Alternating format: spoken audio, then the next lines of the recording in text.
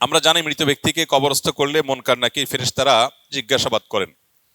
প্রশ্ন হলো, যারা প্রবাসে মৃত্যুবরণ করেন তাদেরকে কবরস্থ করতে মাঝে কয়েক মাস পর্যন্ত সময় লেগে যায়। সেক্ষেত্রে তাদের সওয়াল জবাব কখন এবং কিভাবে নেওয়া হয়? কবরের সওয়াল জবাব এটা অদৃশ্যের বা আলমুল গায়েবের যে বিষয়গুলো আছে তার মধ্যে একটা। মানুষের চোখের আড়ালের যে জগৎ, যেমন আমরা মহাশূন্যের কথা জানি, যদিও মহাশূন্য এখন মানুষের দৃষ্টির আর আড়ালে বলা যায় না, মানুষ সেই জগৎ সম্পর্কে জানে বা ইলম হাসিল করেছে। যতদিন জানতো না ততদিন পর্যন্ত সেটা মানুষের কাছে কি ছিল? বাহ্যিক এবং আক্ষরিক অর্থে অদৃশ্যের জগৎ ছিল। ঈমানের অধ্যায়ে অদৃশ্যের জগৎ বলতে বোঝানো হয় সেই জগৎকে, যে জগৎ সম্পর্কে মানুষ আসলে জানা মানুষের জন্য সম্ভব না, যেটার ইলম শুধুই আল্লাহ তাআলার কাছে। যেমন জান্নাত, জাহান্নাম, আখেরাত, পুলসিরাত, কিয়ামত, হাসর, মিজান, কবরের আযাব হোক, কবরের শান্তি হোক, নিয়ামত হোক, এই সব কিছু অদৃশ্যের জগতের বিষয়, যেটা মানুষ দৃশ্যমান করা সম্ভব না। এই জগতের বিষয়গুলো, এর কাইফিয়ত, এর ধরন কি হবে সেটা একমাত্র আল্লাহ তাআলা ভালো জানেন। ঈমানদার সেটাকে পরিপূর্ণভাবে ন্যস্ত করবে কার উপরে? আল্লাহর উপরে। কারণ আমরা যদি বোঝার জন্য বলি, মহাশূন্য সম্পর্কে যতদিন মানুষ জানতো না, যতদিন মানুষ আবিষ্কার করতে পারে নাই, তখনকার কথা বলছি, তখন যদি কেউ বলতে মহাশূন্যে এরকম হয় সেরকম হয়, মানুষ ভেসে থাকে, পড়ে না, মধ্যাকর্ষণ নাই, হান নাই, তান নাই, এটা যদি বলা হতো, যতদিন এই তত্ত্ব আবিষ্কৃত হয়নি ততদিন মানুষকে এটাকে বিশ্বাস করত। বলতে আরে গল্প দেয়, পাগল নাকি। যে ওই জগৎ সম্পর্কে জানে নাই তার কাছে এটা গল্পের মতো এবং ভুয়া বোগাস কথা মনে হবে। মনে করেন বিদ্যুৎ আবিষ্কারের আগে, বিদ্যুৎ যখন পৃথিবীতে আবিষ্কার হয় নাই, সেই সময় যদি কাউকে বলা হতো যে এখানে হাত দিলে এই যে তিন পাখাওয়ালায়, এই তিন হাতাওয়ালায় ফ্যানটা এটা ঘুরবে, আবার তুমি এখানে হাত দিলে ফ্যানটা বন্ধ হয়ে যাবে, এখানে হাত দিলে সব লাইট জ্বলে যাবে, এখানে হাত দিলে সব লাইট বন্ধ হয়ে যাবে, এখানে হাত দিলে বিল্ডিংটা উড়ে যাবে, এটা যদি বলা হতো বিদ্যুৎ আবিষ্কারের আগে কোনো মানুষকে, তাহলে যে বলতো ওই মানুষ তাকে কি বলতো? বলতো বড় ধরনের চাপাবাজ বাবা, এরকম চাপাবাজ দুনিয়াতে আসছে, এখানে হাত লাগলে আবার ওইটা ঘুরবে কেমনে, এখানে হাত লাগলে সব আলো কিভাবে জ্বলবে, হাত লাগলে বোমায় বিল্ডিং উড়ে যাবে, এটা কিভাবে সম্ভব? এই টেকনোলজি যতদিন মানুষ না জানছে ততদিন তার কাছে এটা মনে হয়েছে হাস্যকর, তাই না?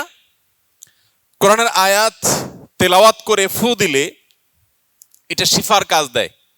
আল্লাহ বলেছেন, ওয়ানুনাজ্জিলু মিনাল কুরআনি মা হুয়া শিফাউল লিন-নাস। এই কোরআনে আল্লাহ যে আয়াত নাজিল করেছেন, এই আয়াতগুলো মানুষের জন্য কি? শিফা। মানুষের ট্রিটমেন্ট এর মধ্যে নিহিত আছে। ট্রিটমেন্টের একটা প্রোটোকল আমরা জানি, আর মনে করি এটাই বোধহয় চূড়ান্ত, এটাই বোধহয় ওহির মতো, আর কোনো পথ নাই। ট্রিটমেন্টের আরো বহু পথ আছে। রুকিয়া, এটা ট্রিটমেন্টের একটা পথ, আমরা জানি না। এখন এই যে আমরা ট্যাবলেট খাই আর জ্বর ভালো হয়ে যায় 15-20 মিনিটের মধ্যে, যখন মেডিকেল সায়েন্সের এই উন্নতি অগ্রগতি পৃথিবীতে হয়নি বা আবিষ্কার হয়নি, তখন যদি মানুষকে বলা হতো সাদা এই জিনিসটা পানি দিয়ে খাও, 10 মিনিটের ভিতর তোমার জ্বর নাই হয়ে যাবে, বিশ্বাস করতো মানুষ? বলতো গল্প তো। ঠিক একইভাবে বিদ্যুৎ আবিষ্কারের আগে মানুষের কাছে এগুলো গল্পের মতো মনে হতো, কারণ তার কাছে এই টেকনোলজি জানা ছিল না।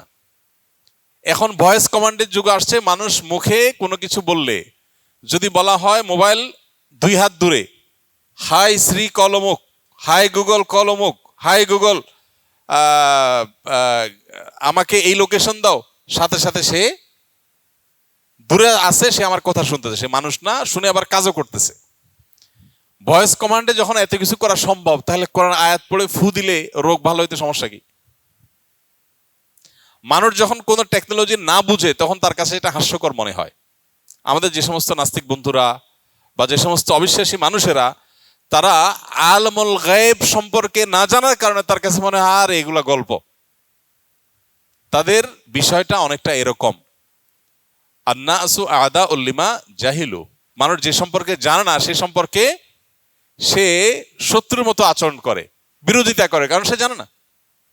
এই জন্য ভাই, কবরের আযাব এবং কবরের নেয়ামত, নেককারদেরকে বারজাখী জীবনে নেয়ামত এবং বদকারদের শাস্তির বিষয়টা কোরআন এবং হাদিসের আলোকে সুপ্রমাণিত। আল্লাহ বলেছেন ওয়া মিন ওয়ারাইহিম বারযাখুন ইলা ইয়াউমি ইউবআসুন, মানুষের মৃত্যুর পর কিয়ামতের পুনরুত্থানের আগ পর্যন্ত যে জগৎটা আছে এটাকে বলা হয়েছে বারজাখ, মানে আড়াল, আবডাল।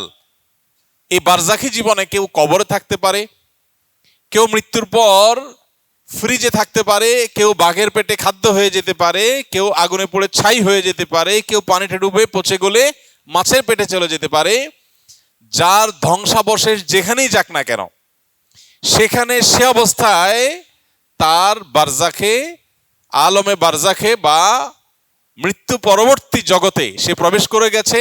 সেখানে তাকে আল্লাহ তাআলা নেককার হলে নেয়ামত, বদকার হলে শাস্তির ব্যবস্থা করবেন।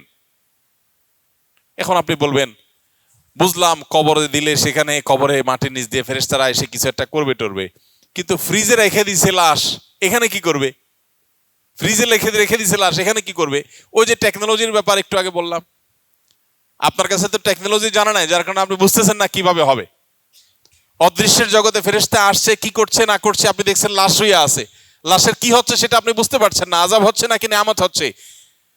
বিভিন্ন বর্ণার আলোকে বোঝা যায় মানুষ মারা যাওয়ার পর, কবরস্থ করার পর, বা কবরস্থ হোক আর না হোক, যে অবস্থায় থাকুক না কেন, তার লাশ বা ধ্বংসাবশেষ, তার দেহে এই পরিমাণ বিশেষ রূহ দেওয়া হয় যে সে নেয়ামত ভোগ করতে পারে বা আযাব ভোগ করতে পারে। বাহির থেকে দেখে কেউ বোঝার কোনো ক্ষমতা থাকে না। আলমুল গায়বের এই বিষয়টাতে আল্লাহর উপরে ন্যস্ত করাটাই হলো শ্রেয়। আমরা জানি না, কোরআন হাদিস যতটুকু জানিয়েছে ততটুকু জানি, এর বাইরে জানি না। অতএব একটা মানুষের মৃত্যুর পর তার লাশ যদি ফ্রিজে রেখে দেওয়া হয়, সে ফ্রিজে রাখা লাশটা 2 মাস, 4 মাস, 6 মাস, 8 মাস, এমনকি সারা জীবন সে মাটির উপর পড়ে আছে, কবরস্থ হলো না, এমনও হতে পারে। যদি এরকমও হয়, এমনকি যদি কাউকে বাঘে খেয়ে তার পেটে চলে যায়, বাঘের শরীরের অংশ হয়ে যায়, তারপরও আল্লাহ রাব্বুল আলামিন তার ওই ধ্বংসাবশেষ, সেটার মধ্যে আল্লাহ তাআলা তার মানকার নাকিরের সুআল, জান্নাতি হলে নেয়ামতের ব্যবস্থা, জাহান্নামী হলে আযাবের ব্যবস্থা, সেটা আল্লাহ তাআলা করবেন। কিভাবে? আল কাইফিয়াতু গায়রু মালুম, কি পদ্ধতিতে সেটা আমরা জানি না, সেটা আল্লাহ তাআলা ভালো জানেন। কিন্তু আল্লাহর সব টেকনোলজি, আল্লাহর সব কিছু আমরা উদ্ধার করতে পারি নাই বা পারবো না, এটা সম্ভব না। আল্লামা ইকবাল বলেছেন, जो समझ में आ गई वो फिर खुदा क्यों कर हुआ। যাকে আমরা বুঝে ফেলছি সব, সে আবার আল্লাহ হলো কিভাবে? আল্লাহ মানেই তো সেই মহান সত্তা যে আমাদের বিবেক বুদ্ধি দিয়ে তাকে পরিপূর্ণভাবে বুঝে রপ্ত করতে পারবো না। যাকে আমার ব্রেইনে ক্যাপচার করে ফেলতে পারছি, তিনি আবার অসীম আল্লাহ কিভাবে? অসীম আল্লাহর মানেই তো হলো যে আল্লাহর অনেক কিছু আমার বুঝে আসবে না। যেমন সায়েন্সের ছাত্র না হলে সায়েন্সের অনেক কিছু তার বুঝে আসে না। মহাকাশে বা মহাশূন্যে কিভাবে আপনার মানুষ ভেসে থাকে, সেখানে কিভাবে আপনার স্টেশন এরকম ঘুরতে থাকে, কিভাবে সেখানে ভাসমান থাকে, আমরা যারা এই সম্পর্কে পড়াশোনা নাই আমরা জানি না। ঠিক একইভাবে আলমুল গায়েব, অদৃশ্যের জগতের বিষয়গুলো পুরা সৃষ্টি জগতের মহান সৃষ্টিকর্তা আল্লাহ রাব্বুল আলামিন ইলমে আছে। যতটুকু আমাদেরকে জানিয়েছেন ততটুকু আমরা জানি, যেটা জানার নাই সেটা আল্লাহর উপরে ন্যস্ত করব। কিন্তু ঘটনা মহাসত্য, সেটা নিয়ে কোনো সন্দেহ নাই।